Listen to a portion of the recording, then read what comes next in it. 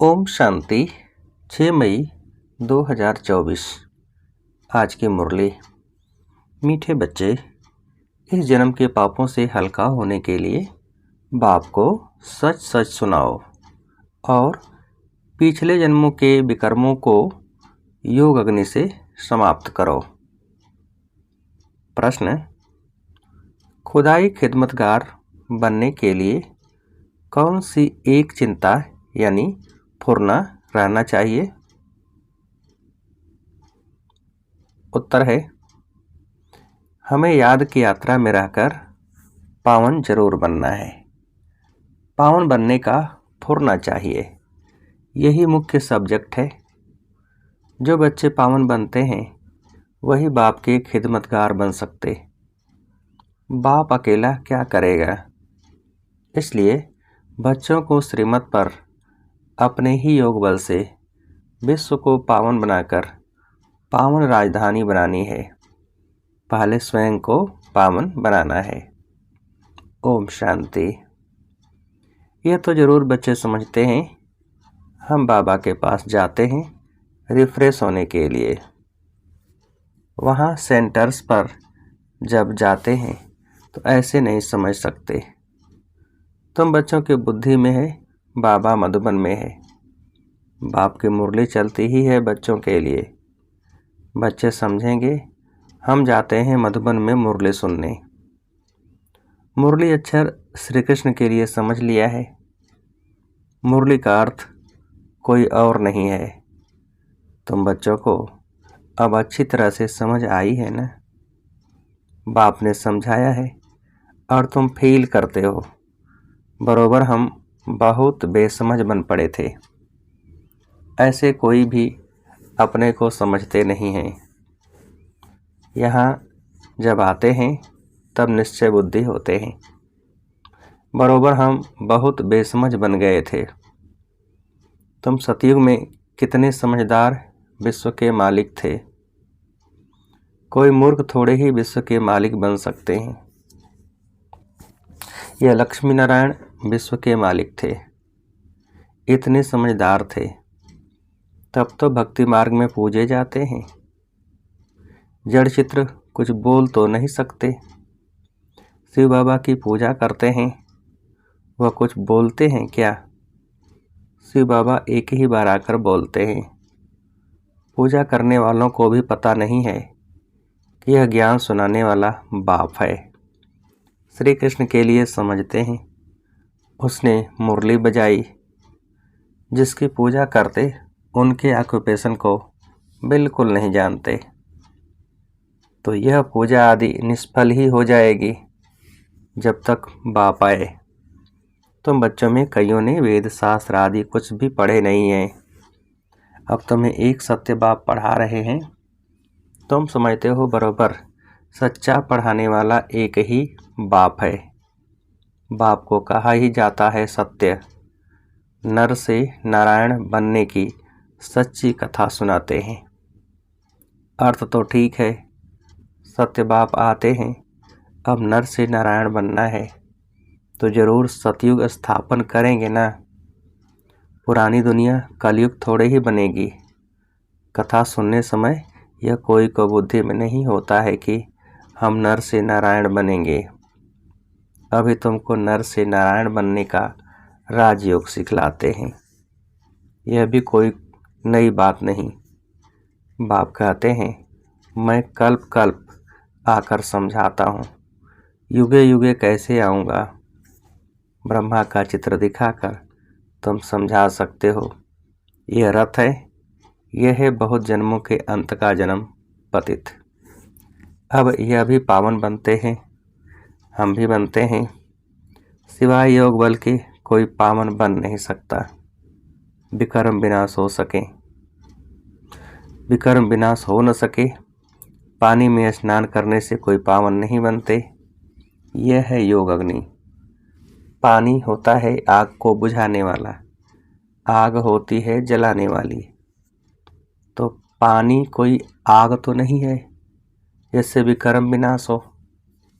सबसे ज़्यादा गुरु आदि इसने किए हैं। शास्त्र भी बहुत पढ़े, इस जन्म में जैसे पंडित था, लेकिन उससे फायदा तो कुछ भी नहीं हुआ।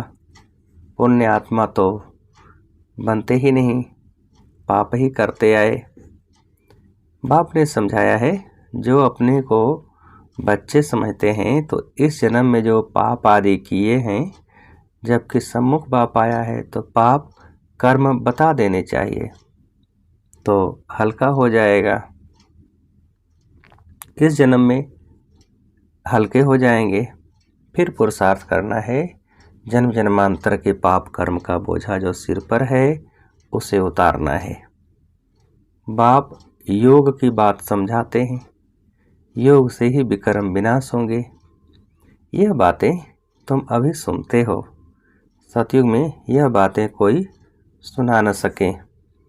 यह सारा ड्रामा बना हुआ है, सेकंड बाय सेकंड यह सारा ड्रामा फिरता रहता है। एक सेकंड न मिले दूसरे से, सेकंड बाय सेकंड आयु भी कम होती जाती है। अभी तुम आयु को कम होने से ब्रेक देते हो और योग से आयु को बढ़ाते हो। अब तुम बच्चों को अपनी आयु को बड़ा बनाना है योग बल से। योग के लिए बाबा बहुत जोर देते हैं, परंतु कई समझते नहीं। कहते हैं बाबा हम भूल जाते हैं। तब बाबा कहते हैं योग कोई और बात नहीं, यह है याद की यात्रा। बाप को याद करते करते पाप कटते जाएंगे, अंतमति सो गति हो जाएगी। इस पर एक मिसाल भी देते हैं। कोई ने किसको कहा तुम भैंस हो, तो बस समझने लगा मैं तो भैंस हूँ। बोला इस दरवाजे से निकलो, तो बोला मैं भैंस हूँ कैसे निकलूँ। सचमुच जैसे भैंस बन गया। यह एक मिसाल बैठ बनाया है, बाकी कोई ऐसा है नहीं।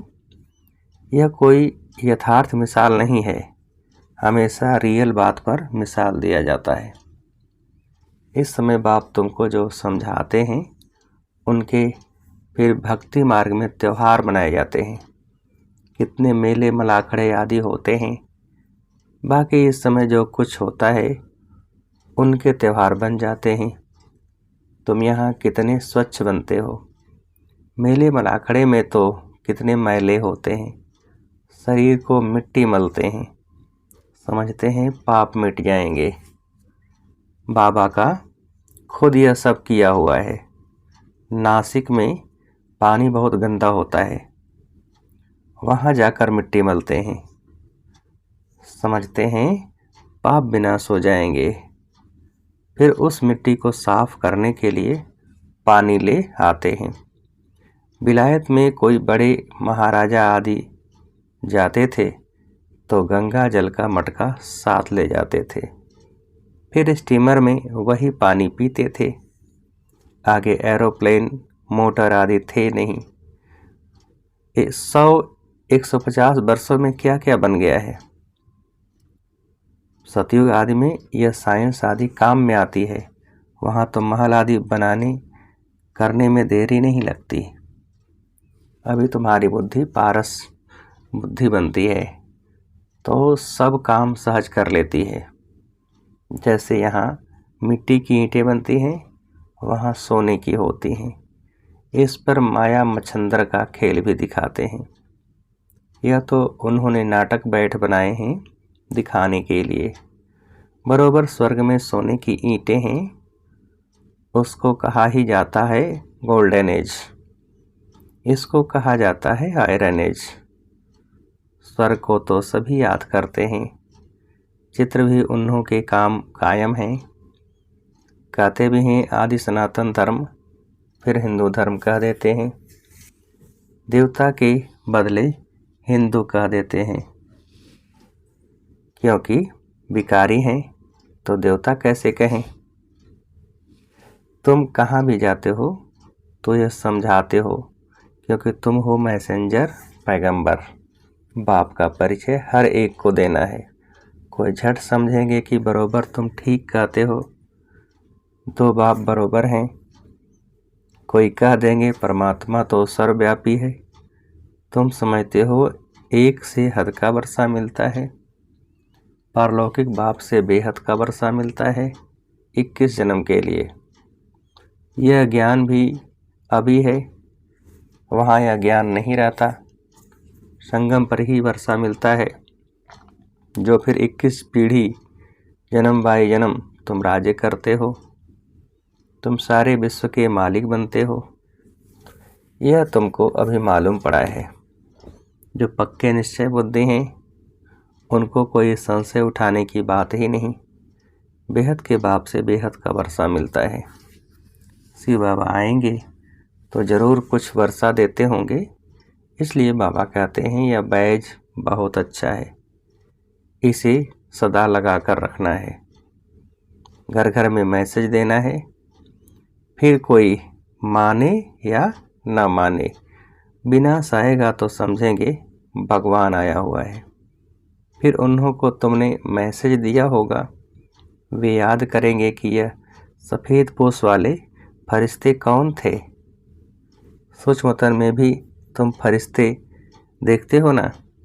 तुम जानते हो मम्मा बाबा योग बल से ऐसा फरिश्ते बनते हैं तो हम भी बनेंगे।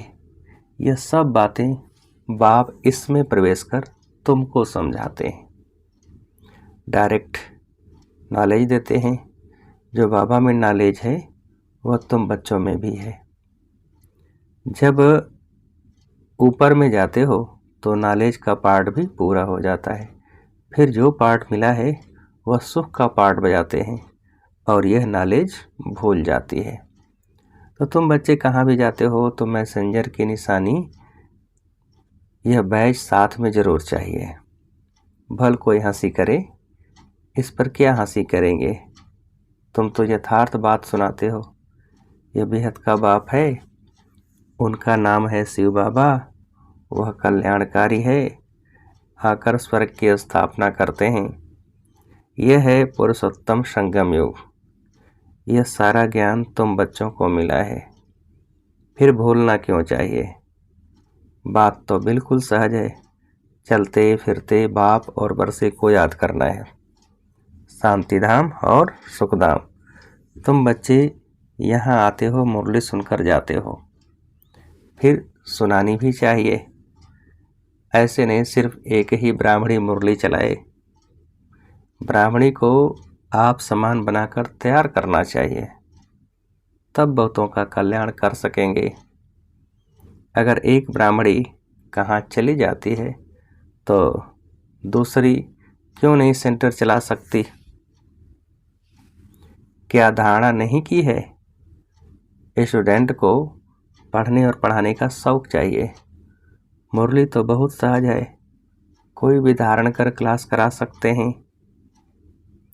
यहाँ तो बाप बैठे हैं, बाप बच्चों को कहते हैं कोई भी बात में संशय नहीं होना चाहिए। एक बाप ही है जो सब कुछ जानते हैं, एक ही एम ऑब्जेक्ट है, इसमें कोई प्रश्न आदि पूछने का भी नहीं रहता। सुबह को भी बैठ बच्चों को याद की यात्रा में मदद करता हूँ। सारे बेहद के बच्चे याद रहते हैं। तुम सब बच्चों को इस याद की मदद से सारे विश्व को पावन बनाना है। इसमें ही तुम अंगुली देते हो। पवित्र तो सारी दुनिया को बनाना है ना, तो बाप सभी बच्चों पर नज़र रखते हैं ना। सब शांति धाम में चले जाएं, सबका अटेंशन खिंचवाते हैं। बाप तो बेहद में ही बैठेंगे। मैं आया हूँ सारी दुनिया को पावन बनाने, सारी दुनिया को करंट दे रहा हूँ तो पवित्र हो जाएं। जिनका पूरा योग बल होगा वह समझेंगे बाबा अभी बैठकर याद की यात्रा सिखला रहे हैं, जिससे विश्व में शांति होती है। बच्चे भी याद में रहते हैं तो मदद मिलती है। मददगार बच्चे भी चाहिए ना। खुदाई खिदमतगार निश्चय बुद्धि ही याद करेंगे। तुम्हारी पहली सब्जेक्ट है ही पावन बनने की। गोया तुम बच्चे निमित्त बनते हो बाप के साथ। बाप को बुलाते ही हैं, हे पतित पावन आओ। अब वो अकेला क्या करेगा, खिदमतगार चाहिए ना। तुम जानते हो हम विश्व को पवित्र बनाकर फिर सारे विश्व पर राज्य करेंगे। बुद्धि में जब ऐसा निश्चय होगा तब नशा चढ़ेगा। तुम बच्चे जानते हो हम बाप के श्रीमत से अपने योग बल से अपने लिए राजधानी स्थापन कर रहे हैं। यह नशा चढ़ना चाहिए। यह है रूहानी बात। बच्चे समझते हैं हर कल्प बाबा इस रूहानी बल से हमको विश्व का मालिक बनाते हैं। यह भी समझते हो कि शिव बाबा आकर स्वर्ग की स्थापना करते हैं। अभी सिर पर इस याद की यात्रा का ही पुरना है, पुरुषार्थ करना है। धंधा आदि करते भी याद की यात्रा रहे। एवर हेल्दी बनाने के लिए बाप कमाई बड़ी ज़बरदस्त कराते हैं। इस समय सब कुछ भुलाना पड़ता है। हम आत्माएं जा रही हैं, आत्माभिमानी बनने की प्रैक्टिस कराई जाती है। खाते पीते चलते फिरते यह क्या बाप को याद नहीं कर सकते? कपड़ा सिलाई करते बुद्धि योग बाप की याद में रहे। बहुत सहज है। यह तो समझते हो 84 का चक्र पूरा हुआ है। अभी बाप हम आत्माओं को राजयोग सिखलाने आए हैं। यह वर्ल्ड की हिस्ट्री ज्योग्राफी रिपीट होती रहती है। कल पहले भी ऐसे हुआ था जो अब फिर रिपीट हो रहा है। यह रिपीटेशन का राज भी बाप ही समझाते हैं। हर एक को ड्रामा में पार्ट मिला हुआ है। वह बजाते रहते हैं। बच्चों को राय दी जाती है कि बाप को याद करो तो सतो प्रधान बनेंगे। फिर यह शरीर भी छूट जाएगा। तुम्हारी बुद्धि में अब यही है कि हम आत्मा सतो प्रधान बने क्योंकि वापस घर जाना है। सतयुग में ऐसे नहीं कहेंगे। वहाँ तो कहेंगे एक पुराना शरीर छोड़ दूसरा लेना है। वहाँ तो दुख की बात नहीं। यहाँ यह दुख धाम है। पुराने शरीर हैं तो समझते हैं इनको छोड़ अब वापस अपने घर जाएं। बाप को निरंतर याद करना है। वह निराकार बाप ही ज्ञान का सागर है। वही आकर सबकी सद्गति करते हैं। बाप कहते हैं साधुओं का भी उद्धार करता हूँ। तुम अब एक बाप से योग लगाओ। तुम सब आत्माओं को बाप से वर्षा लेने का हक है। अपने को आत्मा समझ दे ही अभिमानी बनो तो बाप को निरंतर याद करो तो पाप कटते जाएंगे। अच्छा, मीठे मीठे सिकेल थे बच्चों प्रति माता पिता बाप दादा का याद प्यार और गुड मॉर्निंग। रूहानी बाप के रूहानी बच्चों को नमस्ते। हम रूहानी बच्चों की रूहानी बाप को नमस्ते। धारणा के लिए मुख्य सार। पहली पॉइंट, मुरली सुनकर फिर सुनानी है। पढ़ने के साथ साथ पढ़ाना भी है। कल्याणकारी बनना है। बैज मैसेंजर की निशानी है, यह सदा लगा कर रखना है। दूसरी पॉइंट, विश्व में शांति स्थापन करने के लिए याद की यात्रा में रहना है। जैसे बाप की नज़र बेहद में रहती है, सारी दुनिया को पावन बनाने के लिए करंट देते हैं, ऐसे फॉलो फादर कर मददगार बनना है। वरदान, कर्म और योग के बैलेंस द्वारा कर्मातीत स्थिति का अनुभव करने वाले कर्म बंधन मुक्त भव। विस्तार, कर्म के साथ साथ योग का बैलेंस हो तो हर कर्म में स्वतः सफलता प्राप्त होती है। कर्मयोगी आत्मा कभी कर्म के बंधन में नहीं फंसती। कर्म के बंधन से मुक्त को ही कर्मातीत कहते हैं। कर्मातीत का अर्थ यह नहीं है कि कर्म से अतीत हो जाओ। कर्म से न्यारे नहीं, कर्म के बंधन में फंसने से न्यारे बनो। ऐसी कर्मयोगी आत्मा अपने कर्म से अनेकों का कर्म श्रेष्ठ बनाने वाली होगी। उसके लिए हर कार्य मनोरंजन लगेगा, मुश्किल का अनुभव नहीं होगा। स्लोगन, परमात्मा प्यार ही समय की घंटी है जो अमृत बेले उठा देती है। परमात्मा प्यार ही समय की घंटी है जो अमृत बेले उठा देती है। अच्छा, ओम शांति।